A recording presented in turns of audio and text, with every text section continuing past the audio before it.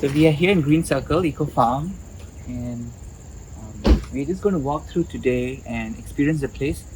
And through this journey, hopefully, try to figure out what is the value these places offer, not just for us humans, but for other species, the flora and the fauna.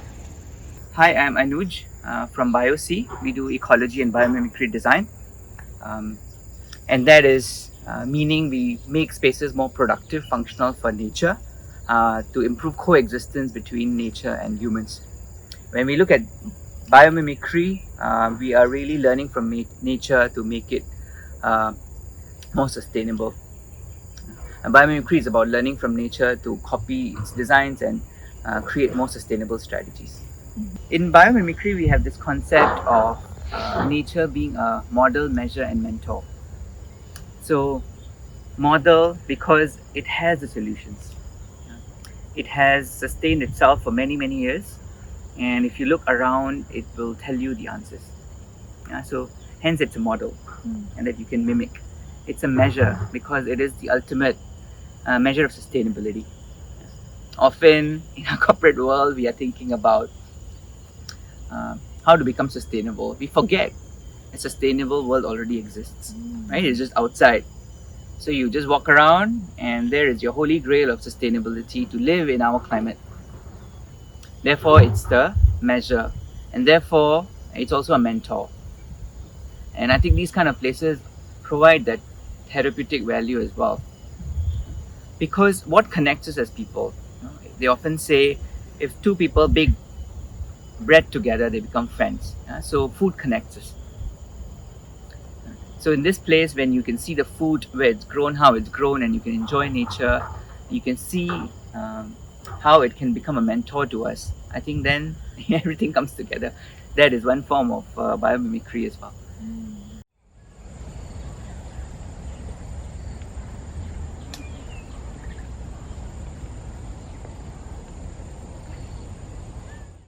Food forest, in my definition, is a space both for people and for nature. It is an integration of food crops and ecology. So here behind us, we see an example in which there is a papaya tree. Um, there are other fruit trees around us, such as bananas. There are mangoes, and along with that, you also have a layer. You have a ground layer from the herbs, the wildflowers, such as the bidens. You have the acistaceas, and some of them are even used in restaurants. You can eat the leaves.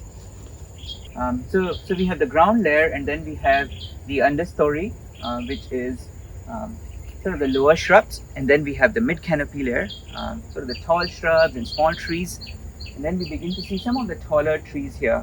They're not too tall yet, so we really just have 3 to 4 layers.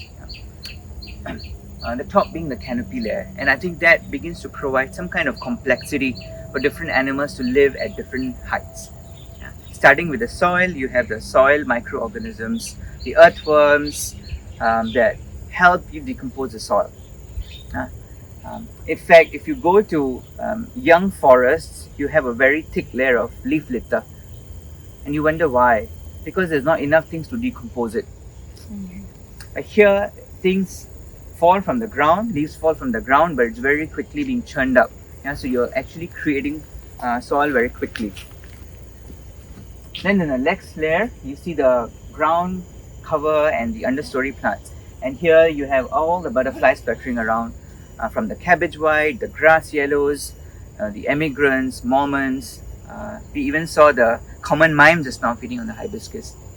You move to the next layer, the tall shrubs, which form your mid-story or the mid-canopy layer.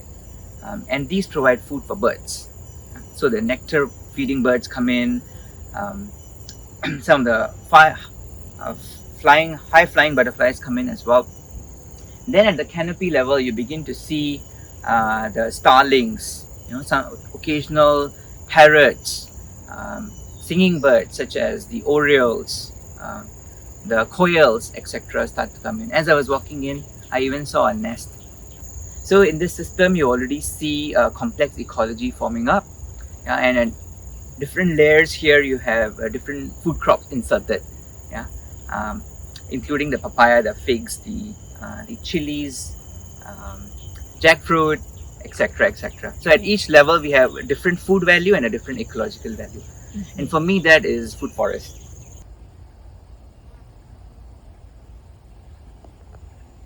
Yeah, I think it's the synergy of food and ecology. Yeah. And the whole human experience. As you walk through this place, it feels like a forest, it feels like a farm, and it feels like nature. It's all rolled into one, isn't it? Yeah. And I think that to me is a sustainable approach, because you cannot do one or the other. We've had too much piecemeal. I think this is a great example of how it all comes together. Yeah.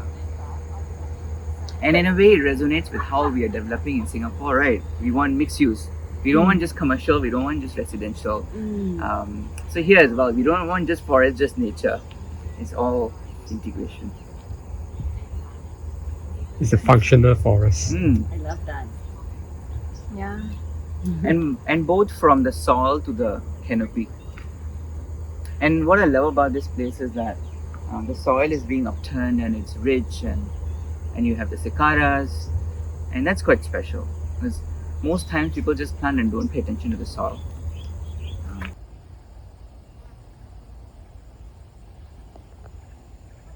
That's a good question. So we should contrast this place with both what is around here, more forest-like, and more traditional farms, right? So traditional farms are quite simple. You have the crop species that are planted, and then maybe you have some shade plants. That's about it. Yeah, but here the approach is a little bit different. Apart from your cash crops, shade plants, you have a lot of wild growth. Yeah, that is naturally coming up. Yeah? Such as a lot of these understory plants from acacias, things like these. These are naturally coming up. You have gingers as well, and when these flower, they provide a lot of valuable food for insect life. Right. Yeah. So this natural greenery, or in a way unmanaged greenery, is very, very important. Yeah, and that improves the ecological value of the place substantially.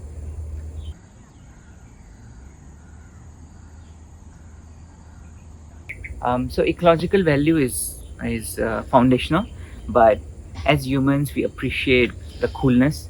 We were standing below a fig tree and it felt cool. We like that. When we hear birds, we feel happy. Yeah. And there are some of these benefits that we don't even realize that are here because of the place. Yeah. When I stepped in, I was hearing some cicadas. Yeah. And if you go out in any city area in a farm, you actually don't hear the cicadas. Why? Because the soils have been degraded. A lot of the cicadas actually lay eggs in the soil.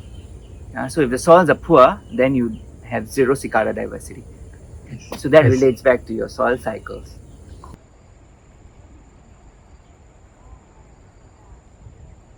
For sure, for sure. If you leave very young forests to themselves, then you don't have the diversity. You don't have forest around it, so the birds cannot bring in the native plants. They can't bring the native seeds for the plants to sprout. So you need intervention. If we can plant some of these native plants, including your fruit trees and other medicinal plants such as cinnamon, etc., then you're actually speeding up the process. And also through the soil, because the soil has been improved, the soil insects and biota has been rejuvenated, then it is actually helping you decompose faster as well. Yeah. So the cycle is being churned out more quickly. Okay.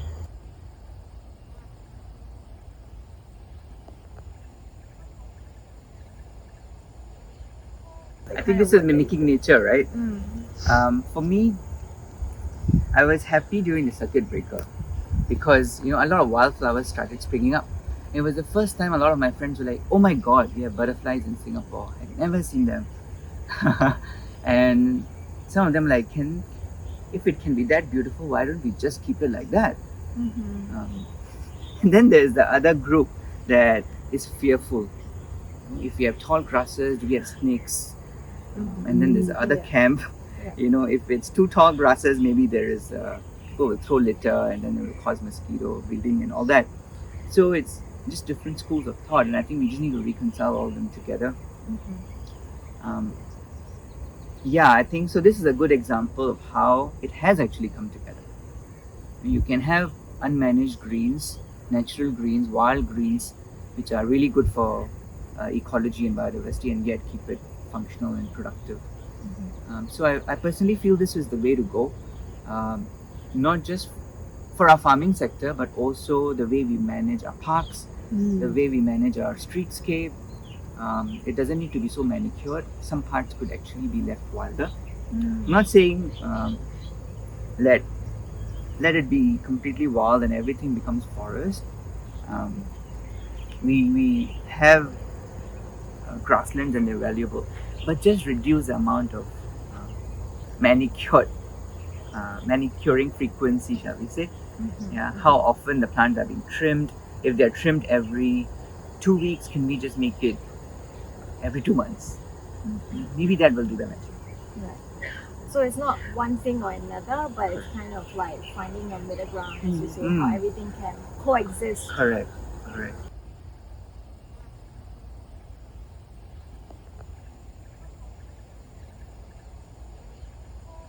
In a way, like over like many years, not just the children but the adults also lost touch about Yeah. how we can actually how actually we in the past coexist with nature, right, in the nature. But now, because everything is manicured, everything is cleaned up, taken care, and when it goes wild, we get fearful. But there's nothing to fear if you could actually understand that we are all part of the ecosystem. And once you're able to seek those kind of like understanding, then actually our new generation is able to protect. I mean, without understanding, like, oh, what is this plant? What it has to do for us, for the environment, like, and the ecology. We just simply don't care. We just walk past, we just Yeah. not able to pay attention or focus on them, right? But once you know a little bit more, then at least you will not go and trample them. You will appreciate what it does for us. You will teach the children how, oh, these are bees, they are doing their job, yeah, and not like, oh, they are dangerous. That's true.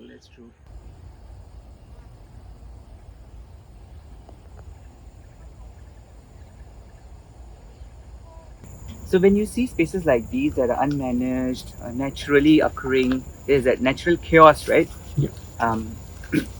How compared to a very clean environment, which we have come to appreciate in Singapore, how did we arrive to that?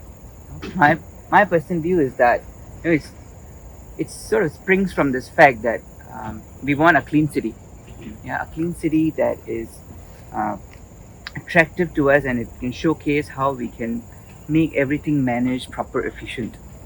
So when we have anything that is not following the rules, then we try to label it as non-efficient.